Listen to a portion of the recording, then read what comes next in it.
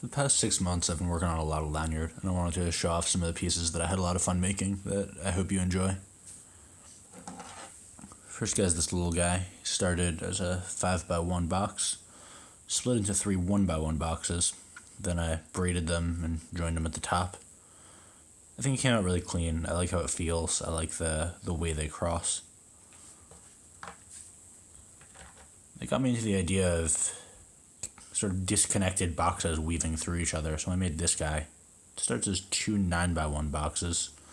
Each one breaks into five 1x1s, and then I do this like classic basket weave through them and then join them at the end.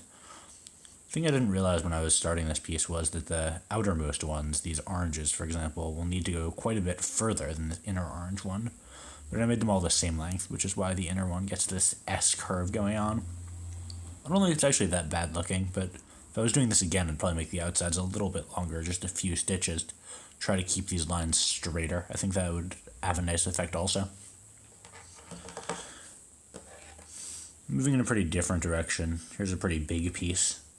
I really like it. It starts as a 5x1, or rather three 5x1s. Each one of them splits into three 1x1s. Now you have a grid of 3x3, each of which is a 1x1. And then I join them, but instead of joining them from the way they came, I join them the other way. So each of the rightmost stitches on the starting ones join right here, each of the middle ones join inside here, and each of the leftmost ones join over here. And what that gets you is these cool negative space windows through the piece that are offset from each other as you move up it. It's sort of big, and as you turn it, especially when you're in person, you can really see it in the light. You really see all these cool windows through it, and it's a little bit surprising. Continuing on with that negative space theme, here are two of my favorite pieces I've made. They both start as a 5x5 box with a 3x3 hole in the middle, a tunnel stitch. And they both split into a ring of 8 1x1 boxes around the circumference of that tunnel. And that's where I diverged a little bit. On this guy, I made the stitches different lengths.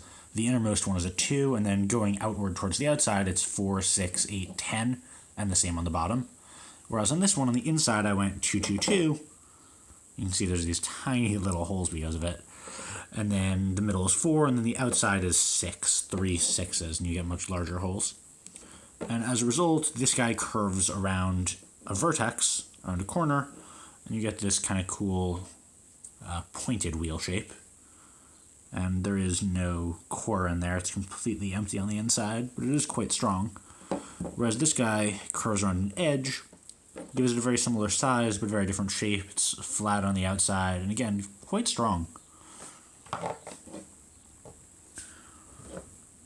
Here's another one of my favorite pieces. This was a lot of fun to make. It starts as a 1x1 box.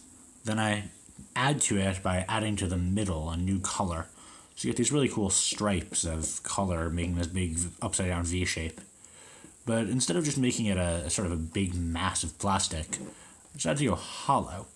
So after the 2x2, instead of just adding 2 strings to go up into a 3x3, I added 4 strings.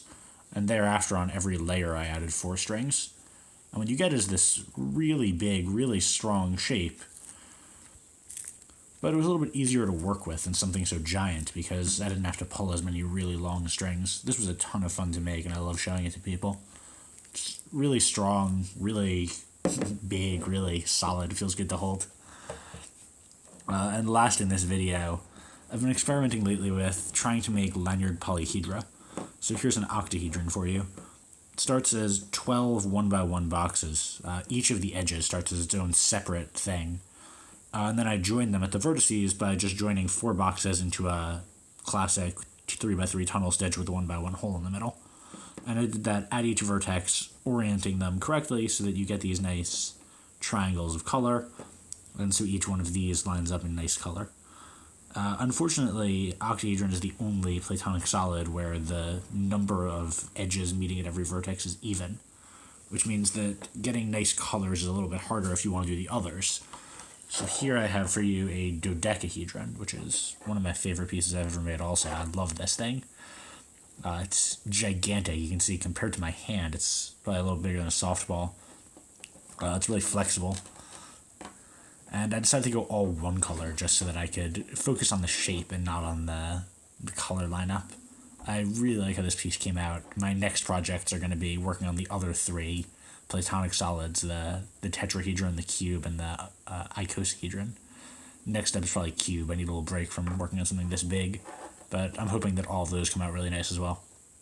I had a lot of fun making all of these pieces. This has been a real pleasure over the past couple months, and I hope that you enjoyed seeing them.